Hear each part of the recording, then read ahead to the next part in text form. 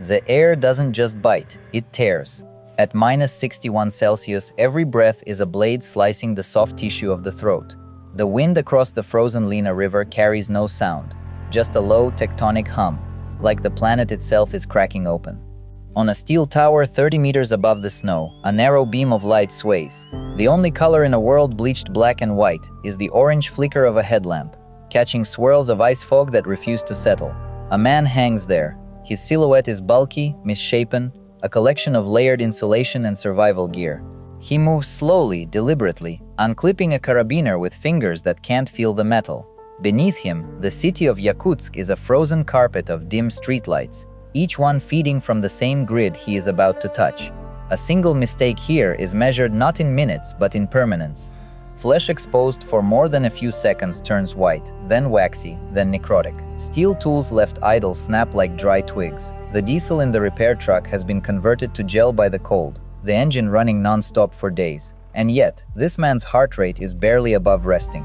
His movements are not panicked. They are not even rushed. They are the slow, heavy cadence of a ritual performed 1,000 times. The world sees an emergency, a massive high-voltage failure that threatens to plunge whole districts into a killing freeze. He sees a Tuesday. At this temperature, survival is an engineering problem, not a biological one, and that creates a paradox so deep it bends the mind. The human body is 70% water.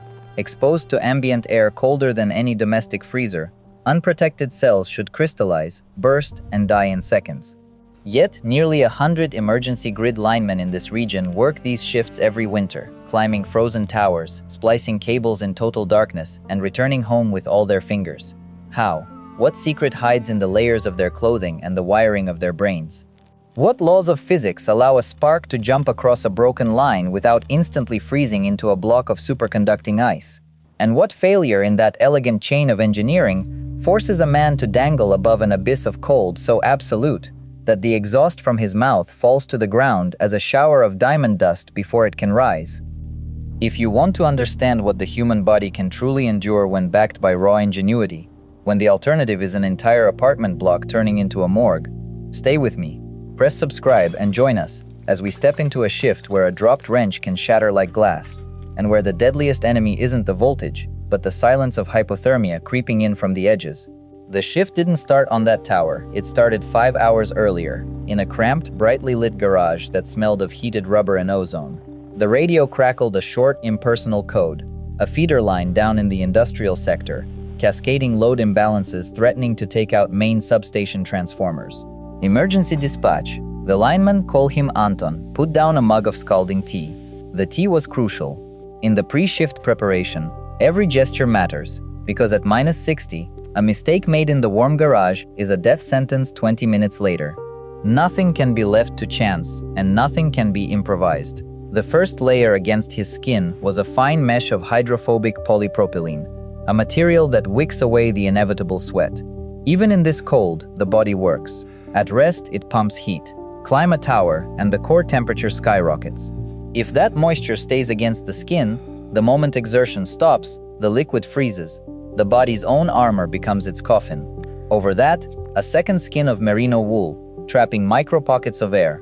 Then the critical layer, a heated vest powered by lithium batteries tucked against his lower back, away from the arc flash zone. The battery chemistry, too, is chosen for the cold.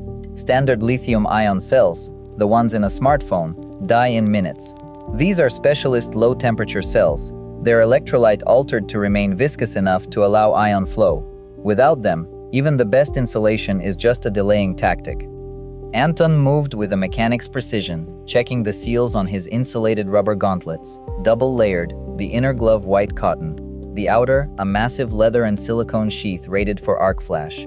He ran a hand over the heated visor, ensuring the transparent conductive film was drawing current, that it wouldn't fog from his own breath and blind him at the critical moment. The act of dressing is a 40-minute ritual. Badly taped cuffs allow a needle-thin stream of air that can paralyze a wrist. A loose hood strap invites frostbite on the mastoid bone. The routine is boring, repetitive. It is, in its absolute monotony, the only thing standing between him and amputation.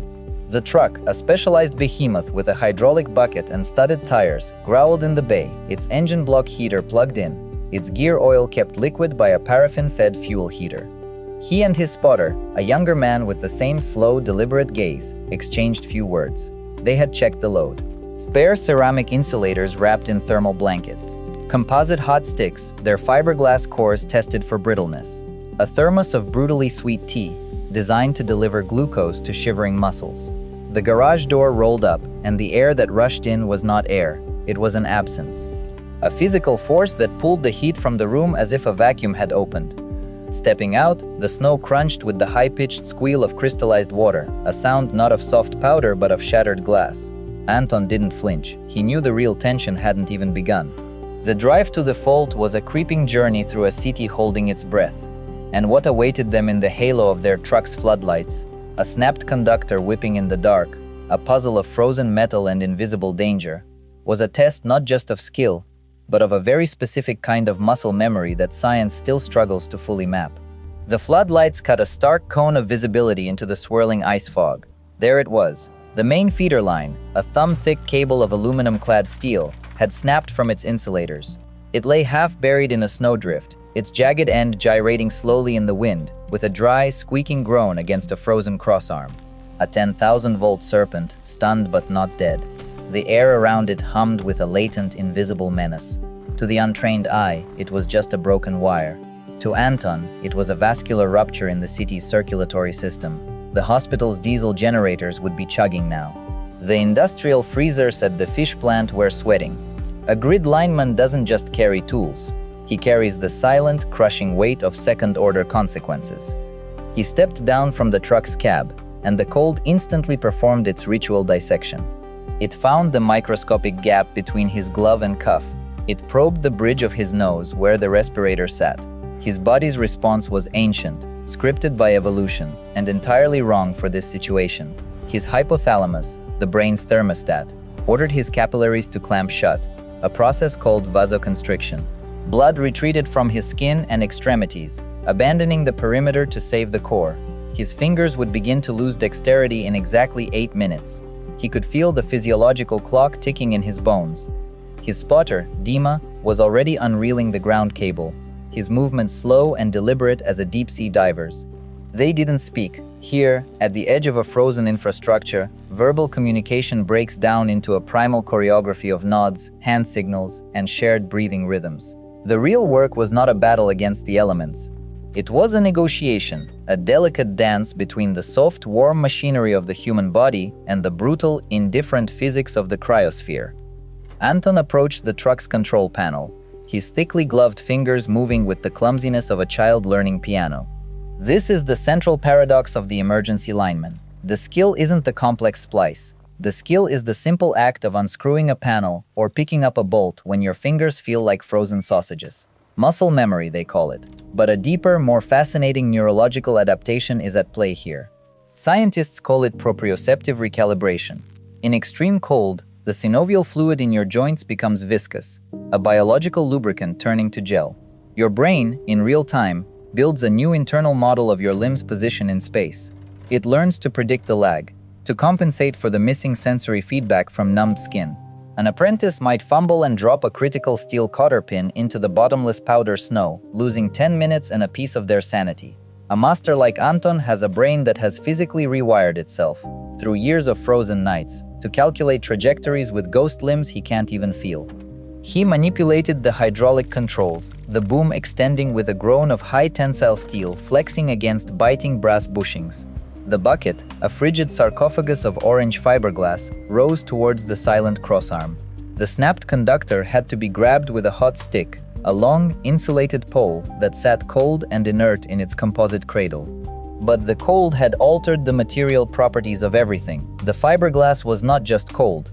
Its dielectric strength, its very ability to insulate, was theoretically enhanced by the low temperature, yet physically it became more brittle. A sudden flex, a sharp impact, and it could microfracture. A microfracture you wouldn't see. A microfracture that, when it conducted a 10,000-volt arc from Anton's hand to the nearest ground, he would feel for a fraction of a millisecond, before his nervous system was reduced to a silent miasma of vaporized proteins. He didn't think about the arc, he thought about the ice. A glaze of rime ice, translucent and hard as porcelain, had cemented the conductor to the insulator's groove. Hitting it was a gamble. A shock could stress the aged porcelain, sending it into a cascading failure. Instead, he signaled for the truck to reposition, a gentle, creeping shift, to use the conductor's own tension against the ice's grip. It was a problem that looked purely physical, but the real danger was hidden, it was invisible, and it was growing inside his own tissues. The cold was not a dramatic monster, it was a sedative. It whispered promises of rest, dulled the sharp edge of fear, and slowly turned the synapse from a command to a mere suggestion. The battle wasn't with the wire. It was with the creeping, comfortable urge to close your eyes. Anton knew the signs. The first seduction of hypothermia is a warmth that is not real. As the body's core temperature begins its slow descent past 35 degrees, the hypothalamus, in a desperate act of biological betrayal, flushes the capillary beds near the skin's surface. It is a last-ditch effort to bring the frozen periphery back from the dead, and for a fleeting, fatal moment, you feel a wave of heat. The more profound neurological deception, however, lies in the neurotransmitters. The cold suppresses synaptic firing rates, turning the brain's electrical symphony into a slow, syrupy drone. Dopamine reuptake falters, serotonin fluctuates wildly, and a fog of apathetic euphoria rolls over the prefrontal cortex, the very seat of reason and vigilance. Closing your eyes feels less like a command from a failing body and more like a whispered, rational suggestion from a tired mind. A microsleep, just for a second. He wrestled against it with a technique born of 1,000 frozen nights. He did not clench his jaw or shake his head. That would only burn precious glucose and oxygen. Instead, he focused on a single, sharp sensory input. The bite of a frozen steel snap on his harness, deliberately pressed against the tender skin of his wrist through a thin thermal layer. A flash of controlled pain, a reset button for the reticular activating system in his brainstem. Simultaneously, he engaged his vocal cords, humming a low, tuneless drone into the sealed microclimate of his balaclava. The vibration in his larynx and the carbon dioxide-rich air he was rebreather cycling began to counteract the vasoconstriction in his brain. It was not a cure, it was a negotiation, a postponement of the inevitable purchase the cold was trying to make. A sharp, staccato bing cut through the muffled woolen silence. Then a sound like a heavy glass rod snapping. The rime ice, which had the structural integrity of welded steel, finally surrendered. The conductor, under the insistent creeping pull of the boom truck, tore free from the insulator's groove with a screech of crystalline agony. A shower of harmless, diamond-like fragments cascaded down, tinkling against the frozen earth 40 feet below. In an instant, the mechanical tension shed, and a bolt of physiological tension shot through Anton's system. The adrenal gland, a primitive engine impervious to the cold, dumped a hot liquid shot of epinephrine into his bloodstream. His pupils dilated, filtering the ghostly halo of the work lights into sharp, painful pinpricks. For the next 70 seconds, the fog was burned away.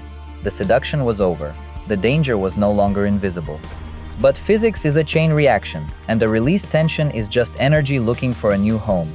The conductor, now freed from its icy anchor, began to sway. It wasn't a gentle rock. It was a sharp, oscillating shudder, a harmonic resonance triggered by the release. Anton's eyes tracked the black line against the star-punctured indigo sky. 12 feet away, running parallel in silent lethality, hung the next phase. The air between them was not empty. It was a dielectric medium, a stressed and invisible sea of potential just waiting for a bridge. The wind, which had fallen silent during the delicate extraction, chose this exact moment to return with a low, gusting moan from the north. It caught the liberated conductor broadside. The arc of its swing widened. The air, supercooled and dense, carried the smell of ozone's ghost, even though no arc had yet been born. It was a premonition, a sensory hallucination triggered by imminent danger. The gap was closing. The distance between a repaired grid and a catastrophic molten short circuit was now measured not in meters, but in a few, violent oscillations. Anton's free hand didn't tremble. It shot to his belt, finding the cold nylon of a tagline, a simple rope, deceptively unremarkable, but in his world, a tool as vital as a scalpel. In one fluid, irreversible motion, he cast its weighted end past the swinging conductor. The insulated loop snaked around the black line just as it reached the zenith of its arc, a mere 4 feet from the adjacent phase. He pulled. The force wasn't brute, it was a precise, angled vector, a human intervention into a runaway equation. The harmonic shudder choked. The wild swinging became a damped, controlled pendulum. The gap, which physics had almost closed, stabilized. The air, that stressed dielectric sea, sighed without igniting. The ghost of ozone retreated. The two conductors, separated only by a thin ribbon of Arctic night, hummed in a hesitant, docile duet. The short circuit never came. The 70 seconds were up. Adrenaline's loan was called in, and the vest was flooded with a crushing lactic acid emptiness. The cold he'd forgotten returned, not as a creeping seduction, but as a battering ram against his sternum. The analytical mind, a silent passenger, logged the data. Wind speed 8 knots, temperature -62, conductor sag with intolerance. The night was silent again. 20 minutes later, the final bolt was torqued. The jumper was secure. From the ground, the line was a perfect geometric trace against a sky beginning its slow cobalt bleed into pre-dawn. Anton descended the tower's lattice, his micro-spikes biting into the frost-slick rungs. The snowmobile's engine coughed and roared, a defiant mechanical heartbeat in the vacuum. The ride back to the substation was a dull blur of white and shadow. Inside the small, heated control room, the air was a thick cocktail of burnt kerosene and wool. His partner, Pyotr, wordlessly pushed a tin mug of scalding, oversweetened tea into his hands. The liquid burned a path down his throat, a raw, internal confirmation that he was still a biological organism, not just a component of the grid. Anton looked through a frost-rimed window. In the valley below, the city of Yakutsk was a scattered constellation of orange sodium lights, pulsing gently. The load had shifted. Homes were holding their heat. The grid breathed in and out, a quiet, stable 50 Hz. That web of light was a lie, a beautiful fiction. It spoke of permanence, of effortless, silent comfort.